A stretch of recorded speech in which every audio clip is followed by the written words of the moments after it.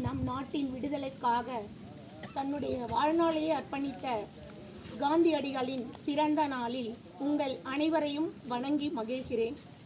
நம்முடைய கிராம சபை கூட்டத்தை மிக சிறப்பாக தலைமை தாங்கி நடத்தி கொண்டிருக்கின்ற நம்முடைய ஊராட்சி மன்ற தலைவர் அவர்களுக்கும், NRGS திட்ட ஒருங்கிணைப்பாளர் அவர்களுக்கும், சுகாதார ஊக்குனர் மற்றும் நம்முடைய பெற்றோர்கள், பொதுமக்கள், SMC தலைவர், உறுப்பினர்கள், காவல்துறை நண்பர்கள் மற்றும் உங்கள் அனைவரையும் எங்கள் ஊராட்சி ஒன்றிய ஆரம்ப பள்ளியின் சார்பாக வணக்கத்தை தெரிவித்துக் கொள்கிறேன். இன்றைய கூட்டத்தில் ஒரு முக்கியமான தீர்மானம் வைக்க சொல்லியிருக்காங்க. ஏற்கனவே லாஸ்ட் டைம் அதே மாதிரி ஆகஸ்ட் 15 நம்ம சொல்லியிருக்கோம். 2022-23 முதல் 2024-25 15 வயதிற்கு மேற்பட்ட அனைத்து மக்களும் அடிப்படை எழுத்தறிவு திறனை அடைய வேண்டும் என்பது நம்முடைய அரசினுடைய முக்கியமான நோக்கம். ஆகையினால் அதை நாங்கள் தீர்மானமாக எழுதி கிராம சபை கூட்டத்தில் அதை பதிவிடுமாறு சொல்லியிருக்காங்க. அந்த நகலை இப்போ எடுக்கிற ஃபோட்டோவோட இணைச்சி நம்முடைய கல்வித்துறைக்கு அனுப்ப சொல்லியிருக்காங்க. ஆகையினால இங்கே யாரெல்லாம் எழுத்தறிவு திட்டத்தில் இருக்கீங்க அப்படின்னு சொல்லிட்டு இந்த பகுதியில் அமுல் தான் எழுத்தறிவு திட்டத்துக்கு தன்னார்வலர். அதே போல் கரிக்கந்தாங்கல்ல யுவராணி அவங்கள போட்டிருக்கோம். மொத்தம் 42 பேர் கண்டறியப்பட்டு அவர்களை எழுத்தறிவு திட்டம், புதிய பாரத எழுத்தறிவு திட்டத்தில் சேர்த்திருக்கோம். தயவு செய்து சாயங்காலம் ஒரு அரை மணி நேரமாவது, அதாவது ஒரு பஸ்ஸு பேராவது தெரிஞ்சுக்கிறதுக்கு, நம்ம கையெழுத்து போடுறதுக்கு, அந்த மாதிரியான ஒரு அடிப்படை திறனையாவது, எண்ணும் எழுத்தும் திறனையாவது கற்றுக்கிறதுக்காக தயவு செய்து வாங்க. ஏதோ திட்டம் வந்துச்சு அப்படின்றதுக்காக அவங்க வரும்போது புகைப்படம் எடுக்கிற மாதிரி தான் திட்டங்கள் எல்லாம் இருக்கு.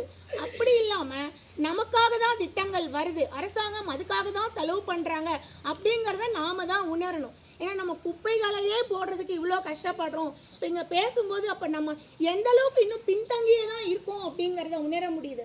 ஒவ்வொருத்தரும் மனசு வச்சாதான் ஒரு கிராமத்தை மாற்ற முடியுமே தவிர ஒரு சுகாதார ஊக்குனரோ ஒரு தலைவரோ தனிப்பட்ட முறையில் இருக்க ஒரு ஆளாலையும் மாற்றவே முடியாது.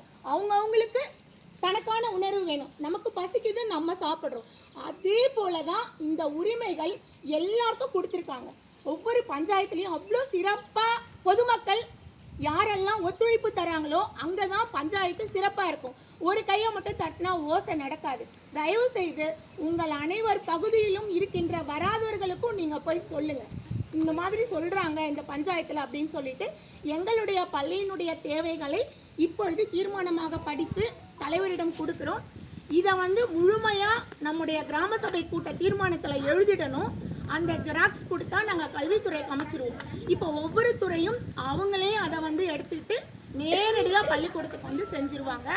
எங்களுடைய தேவைகளை நான் இப்பொழுது உங்கள் முன் சமர்ப்பிக்கிறேன்.